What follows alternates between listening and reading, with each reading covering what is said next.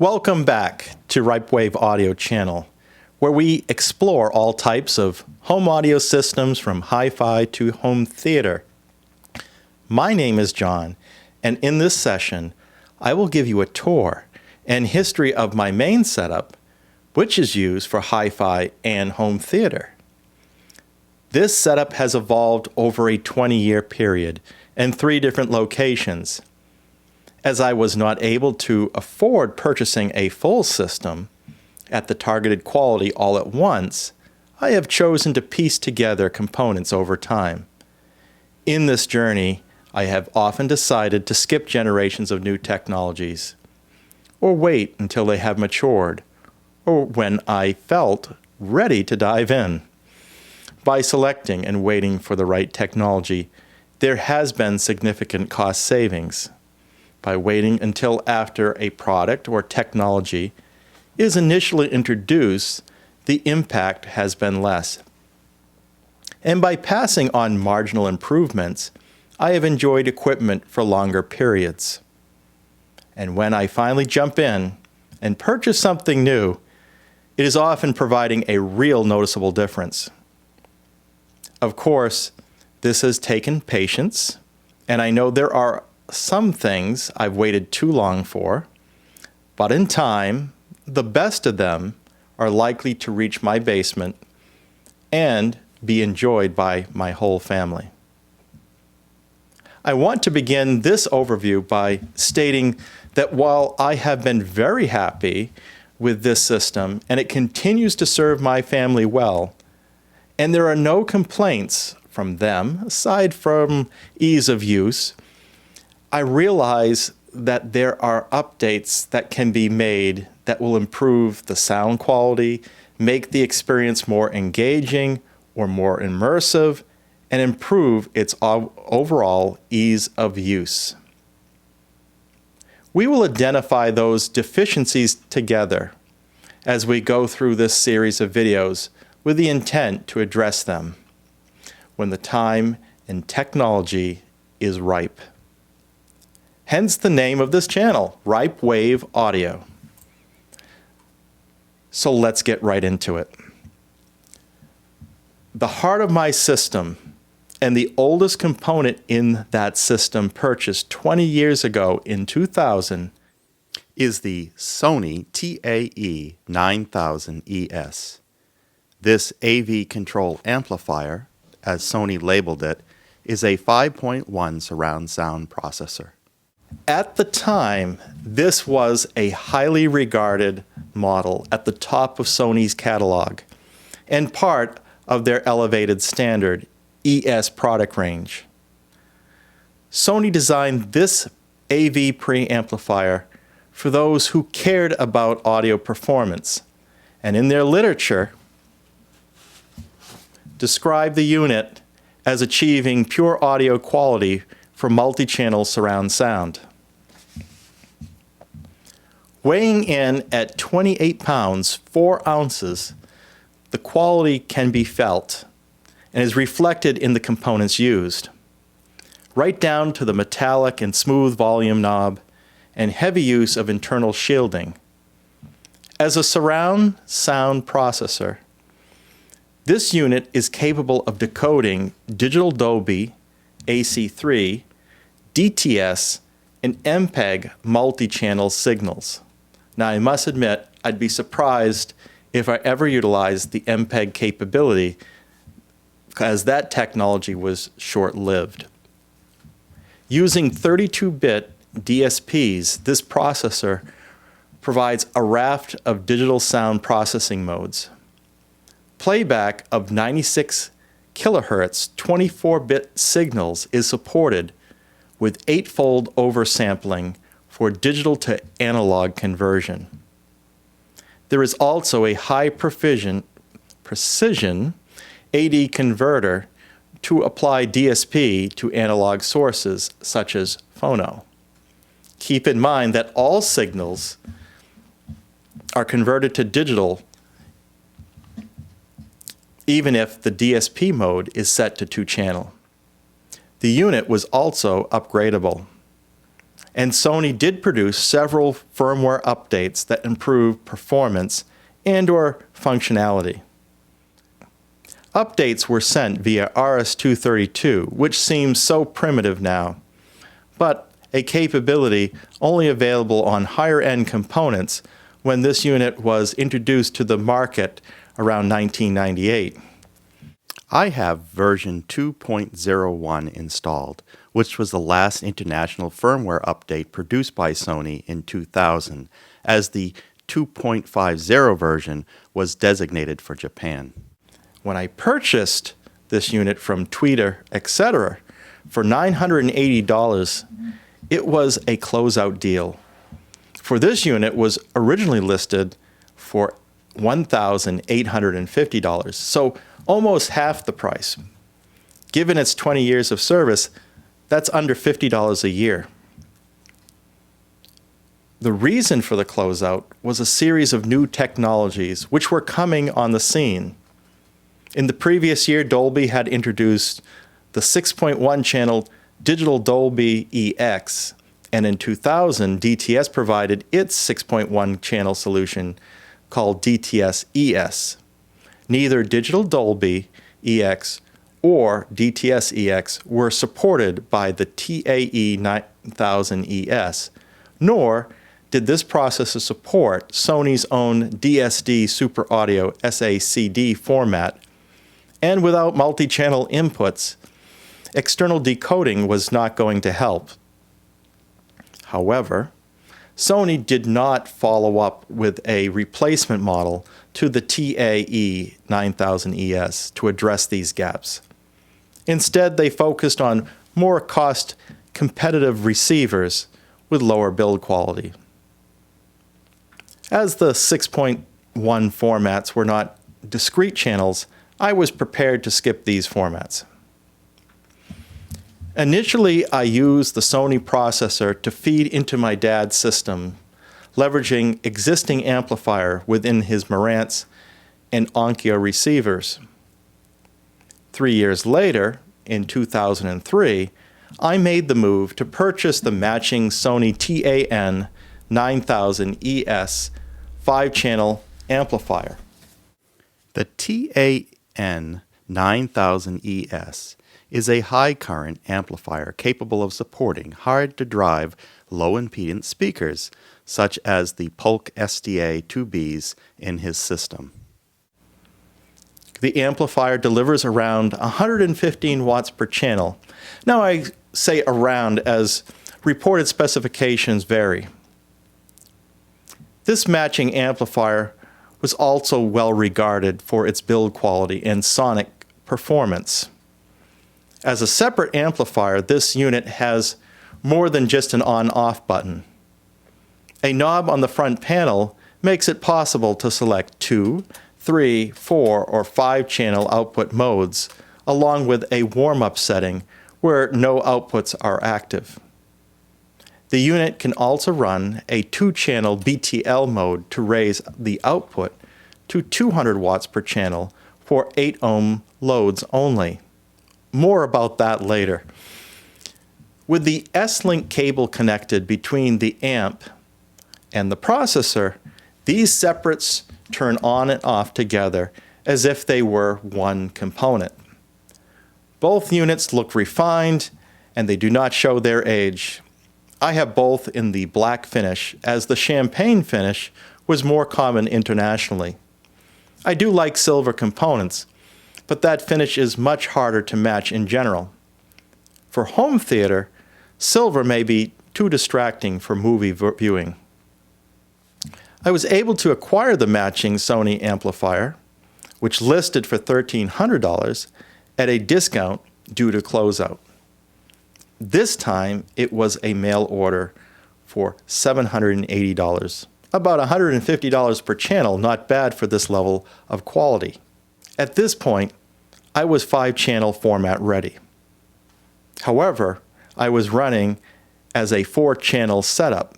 Well, actually 6 channels with 2 sets of rear speakers, but not a center channel.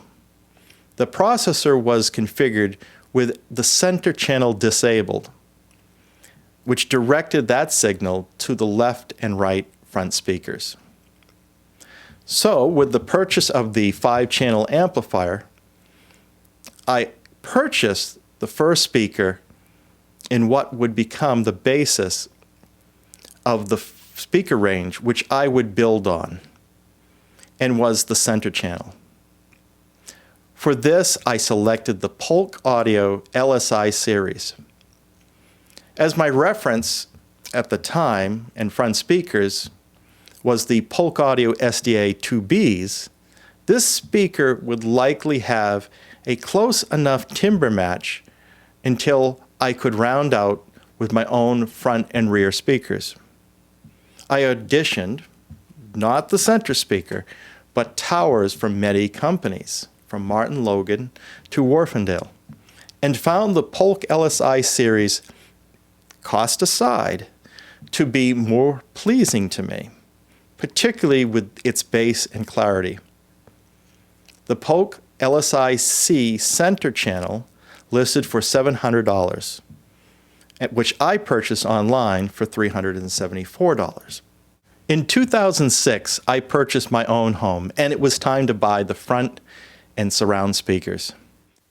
I still felt the Polk LSI series was the best choice, and for the mains, I decided on the LSI-15s over the LSI-25s, while the more expensive LSI-25s produced more bass, and with its additional built-in active subwoofer, I did not feel the bass on the LSI-25s were well integrated and sounded boomy to me.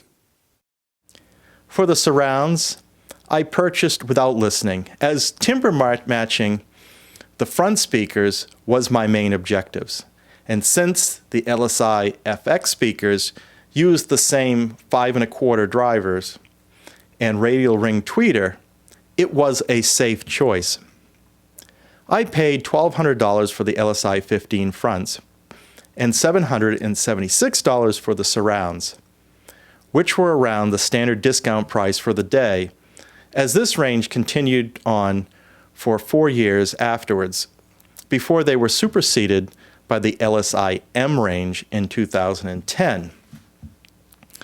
I also needed a television, and for this I purchased my first HDTV flat panel, a Samsung 48-inch 1080p display with built-in tuner, model LN-S4696D, and listed for $3,600. I paid $2,699.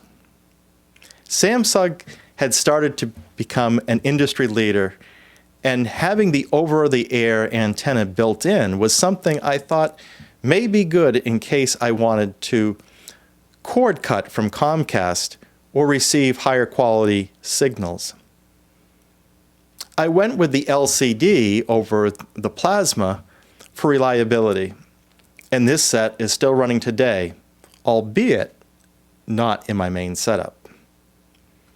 At the time, the DVD, HD, and Blu-ray format war was in full swing, and I decided for my movie source to go with a mid-range Denon DVD player instead of choosing one of the newer formats.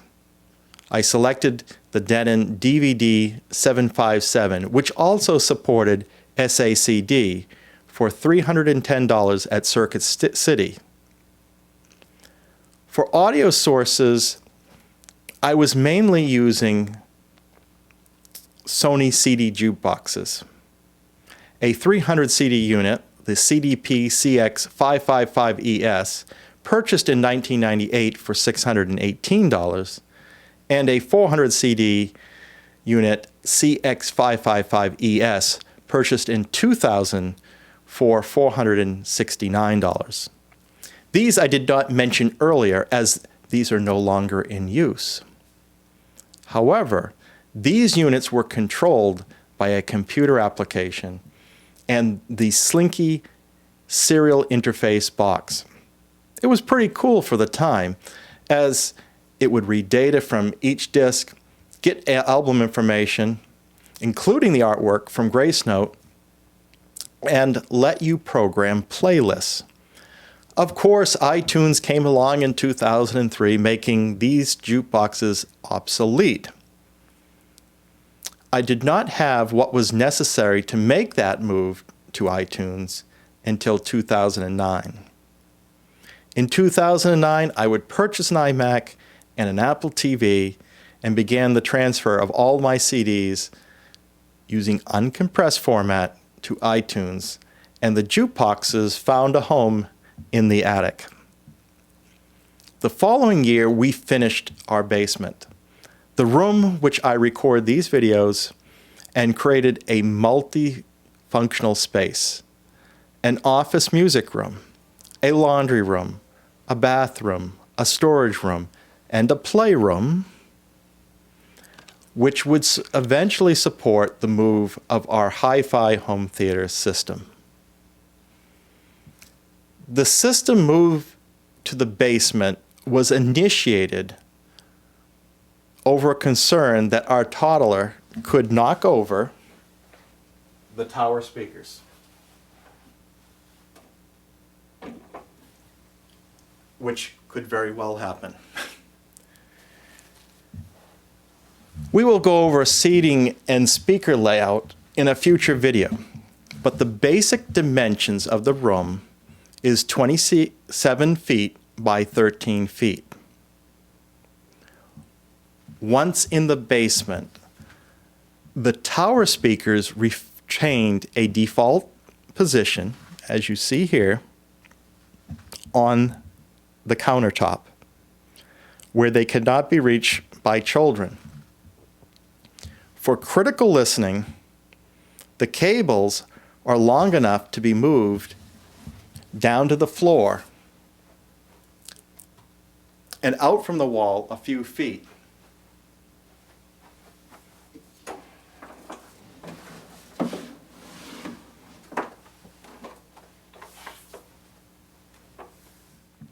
I also mention at this time that for the surrounds, I went with sidewall placement using bipole speaker mode. Now, sometime around 2010, the DVD Denon player died. It's the only device which has outright failed on us, and only within 4 years of service. Now, by this date, Blu-ray had won the format war and cost had dropped. I purchased a Sony BDP BX57 Blu-ray player with SACD support for around $200.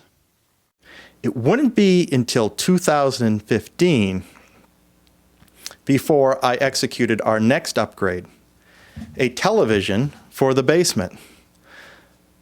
While the speakers moved, the television remained upstairs.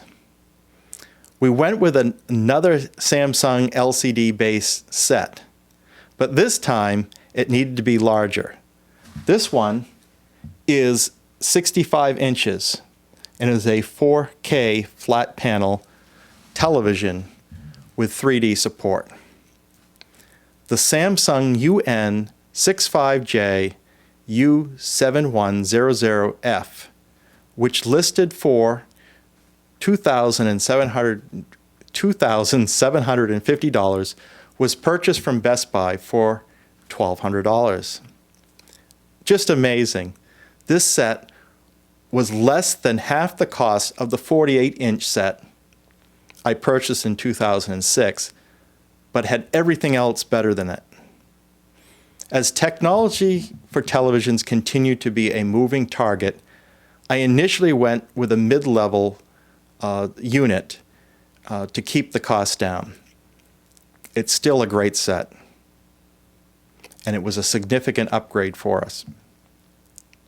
What is neat about this set is a breakout box where all the wiring can be done, so you don't have to reach around the back to make connections, particularly if the television is wall mounted. We ultimately mounted all our TVs to the wall, again, for child safety reasons. But with our home theater setup, we keep the set pulled out from the wall so it is flush with the center speaker. We then jumped into video streaming and cord cutting world and purchased Amazon Fire TV boxes for all sets in the house. 5 in total was possible due to the low cost versus renting cable boxes.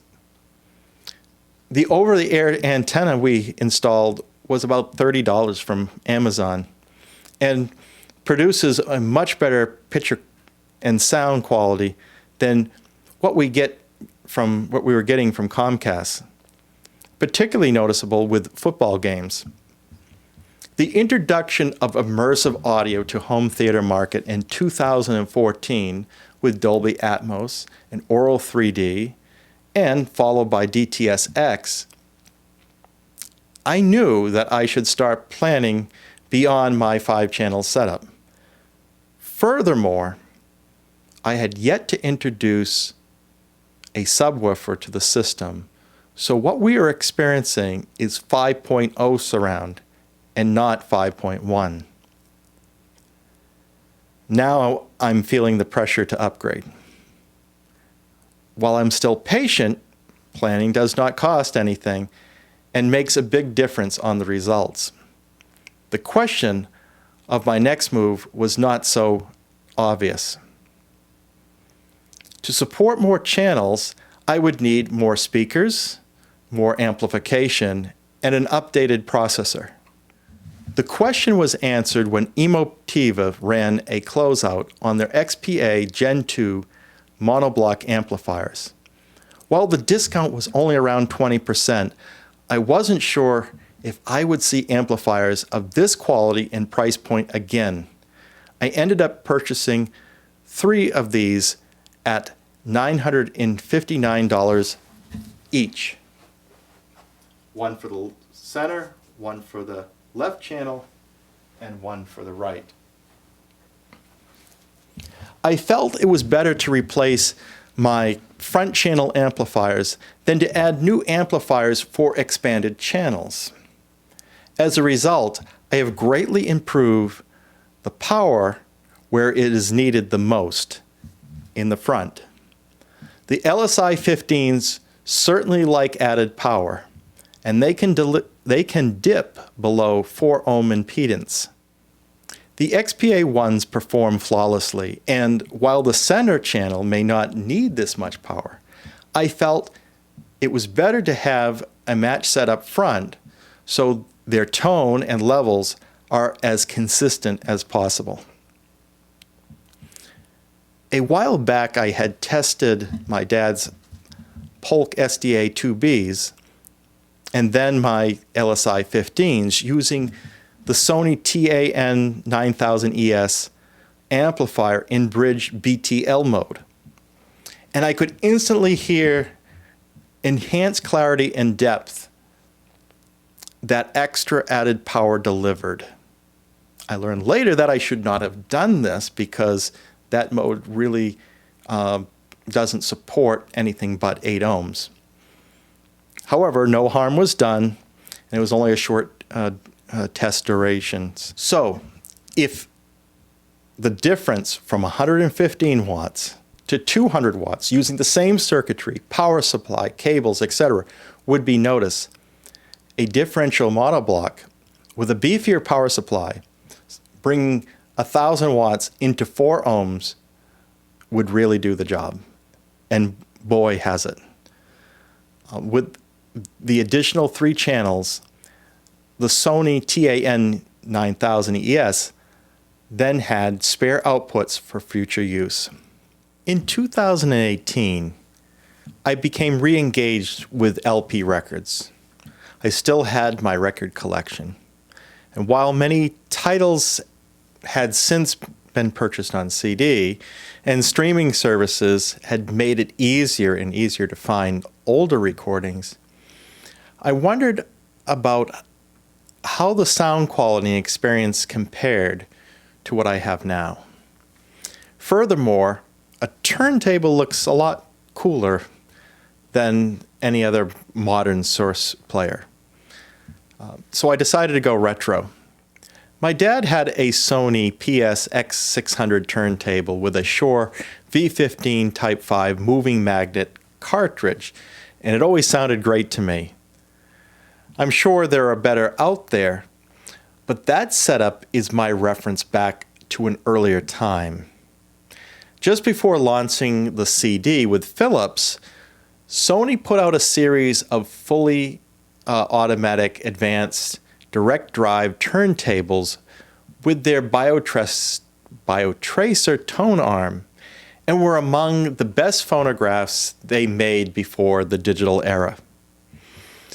Likewise, the Shure V15 Type 5 is regarded as the best cartridge Shure brothers would produce. I searched eBay and ended up finding a Sony PSX700 turntable in great condition, which I got for $800, and a Shure V15 Type 5 cartridge with a spare stylus, unused,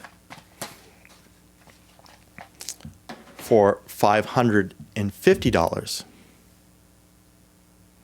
Now, the PSX700 was one grade up in quality over what my dad had. The turntable came with a Sony XL44L moving coil cartridge with this nice head shell. I'd like to find another one of those, the head shell. But the Sony processor has a preamp only for moving magnet. And as I understand, it isn't the best phono preamp in that processor, that one of the deficiencies in that unit. Now, while the Sony XL44L actually worked when I connected it, it does not sound as good as the Shure V15 Type 5 moving magnet cartridge, and without a proper preamp supporting it, it is not necessarily a fair comparison. To round out the analog setup, I found on eBay the original disc washer Total Record Ecology Kit. It came in the original box, a little beat up, but it does have the wood case, and in the wood case it has the brushes, full fluids, stylus brush, and of course the Zerostat electrostatic removal, which is really nice way to keep the records clean. My latest purchase was a set of rear surrounds. In 2019, Polk Audio began closing out their LSI-M series as they introduced its replacement, the Legend series. While I had been eyeing the used market for the perfect timbre match to my LSI-15s, the LSI-9 bookshelf speakers, I came to realize that I could purchase a brand new LSI-M 703 bookshelf for, in some cases, less money than an LSI-9, which would be used and not really know the quality, the condition and quality of that used unit. So instead of paying $1,500 list for the LSI-M 703s, I paid $628 for a pair through Adorama.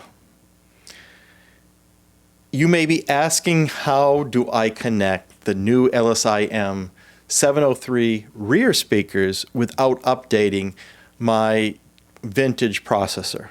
Well, I cheat. I use a Y connector to split the rear signals into two sets of right and left channels, and wire to the Sony TA-E9000ES 5-channel amplifier, and that leaves just one spare channel on that unit. Now, when you add up all the active components in this system, I have spent just under $11,000 over 20 years. The cumulative discounts off a list price add up to around $5,500, or approximately a savings of $275 a year. The total cost of the retired equipment is around $1,770, so not really a big loss on what I've retired. Well, that overview brings you up to date with my system history and some of the choices I have made. As we continue this series, we will revisit these components and the room in more detail as we consider ways to take this system to the next level in performance and capabilities. If you enjoyed this video and you are interested in enhancing your audio experience, please like and subscribe to this RipeWave audio channel and be sure to select the bell icon so you will be notified as soon as the next video is posted. Until then, keep evolving your audio experience.